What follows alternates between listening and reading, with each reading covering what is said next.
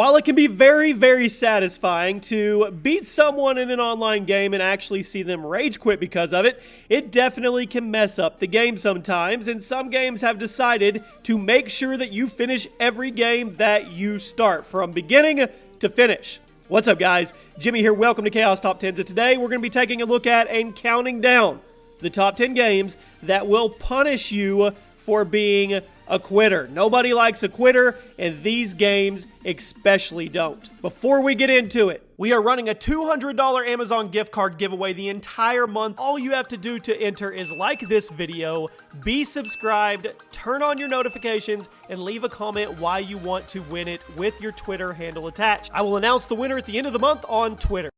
Do not be a quitter on that giveaway. Somebody's going to win a $200 Amazon gift card this month. And now, let's go over some games that punish you rather severely for being a quitter. At number 10, we kick it off with For Honor, and this Ubisoft brawler has a pretty interesting anti-quit policy. If you try to quit a game mid-match because you're getting your butt kicked, which that happened to me a lot when I was playing the game will warn you that if you go through with it, you will be banned for 10 minutes. Okay, that's kind of normal. However, what makes this system unique is that you are a leader of a party and you quit, everyone in your party will get a 10-minute ban, not just you. This just seems to me to open up the window for trolling to a whole new level. Some people call this unfair, and I would probably agree with it, but that's some pretty sweet quitter punishment as well. You get the 10-minute ban, and you get all your friends yelling at you for getting them banned for no reason. So, actually, now that I think about it, I kind of like it. At number 9, we have Mortal Kombat X. I don't know why I said it like that, Mortal Kombat. Anyway, one of my favorite anti-quit policies ever comes from MKX, the 10th installment in this legendary fighting game franchise, and this one's good. If you quit an online match in the middle of a fight, your character's head will explode and a big quitality will pop up on the screen, automatically giving your opponent the victory and you the big fat L. Nothing is better than having to watch your character's head blow up because you were too much of a crybaby to finish out the fight. Because you were losing, you decided to quit. Well, you pay the ultimate price if you're going to be a quitter in Mortal Kombat.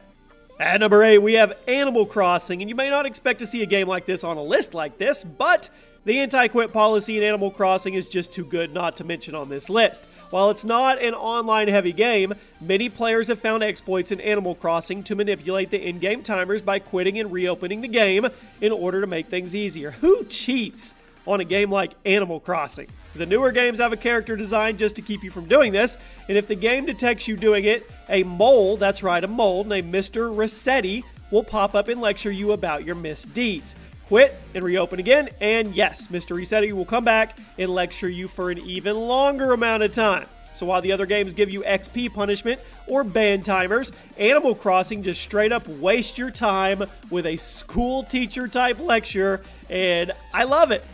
Moving right along to number 7, we have Gears of War Ultimate Edition, and this game came out in 2015 and was a remake of the first game in the series.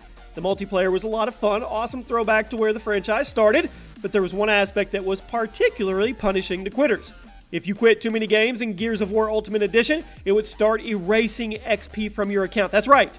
That's right. The game would actually take XP away from you every time you quit a game, meaning that you could actually level up backwards. If you're a bad sport, you're going to get punished.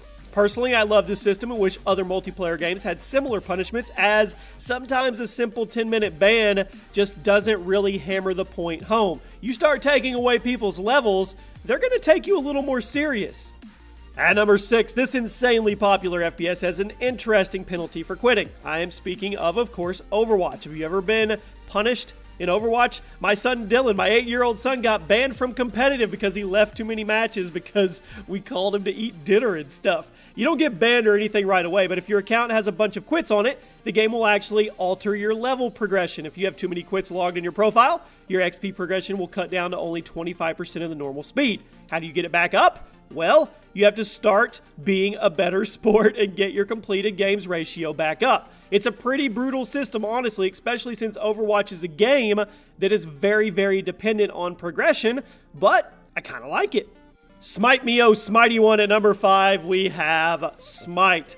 This popular MOBA, man, it's crucial that everyone works together and coordinates together, right?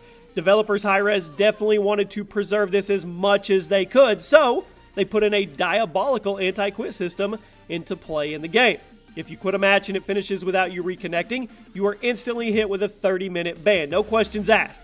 And I really like the system because it doesn't hit you with the ban if you disconnect, but rather if the game finishes without you, meaning that if your internet has a bit of a struggle, which I know a lot of people's do, you can get disconnected on accident, but you can still get back on, try to get back into the match, and there will be no consequences if you can make it back in. But if you straight up rage quit in Smite, this system is in place to toast you.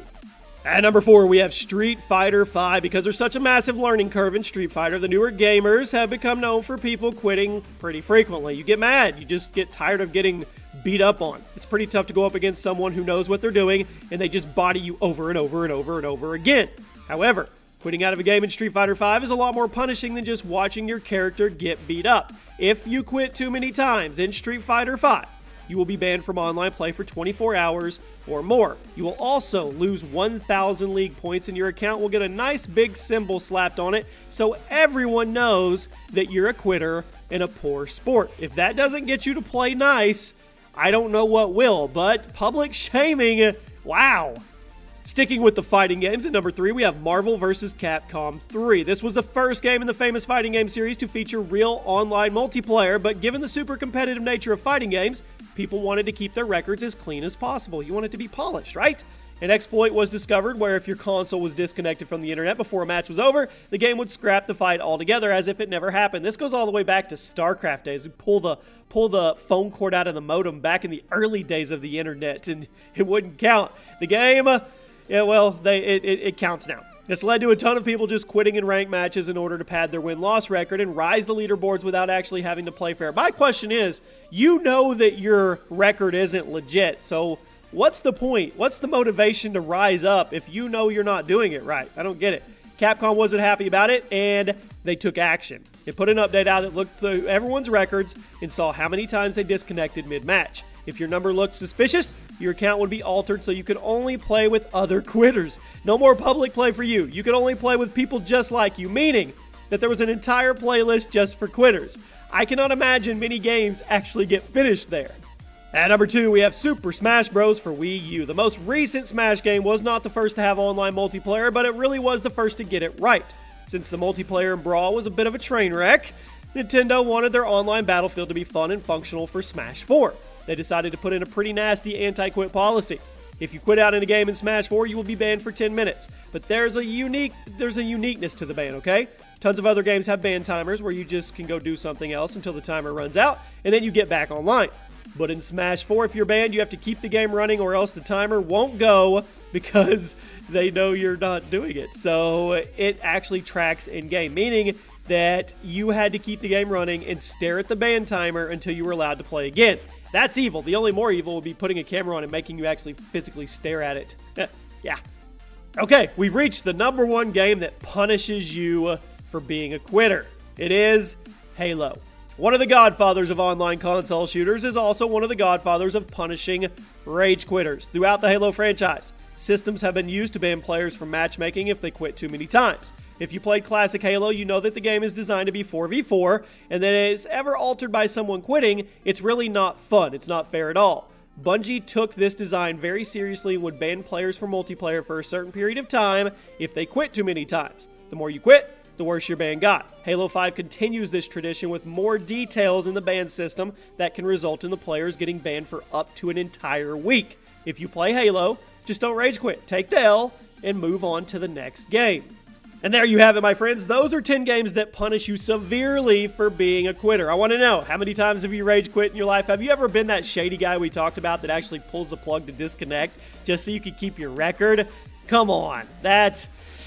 Oh, man. You guys let me know other games that punish very, very severely. There's a playlist below if you guys want to check out all the other gaming top 10s that go up. Make sure you're subscribed with notifications on. Drop a like on the video if you guys enjoyed. And we'll be back tomorrow night. Same time, same place. We will not rage quit on this series ever for a new video. I'll see you guys later.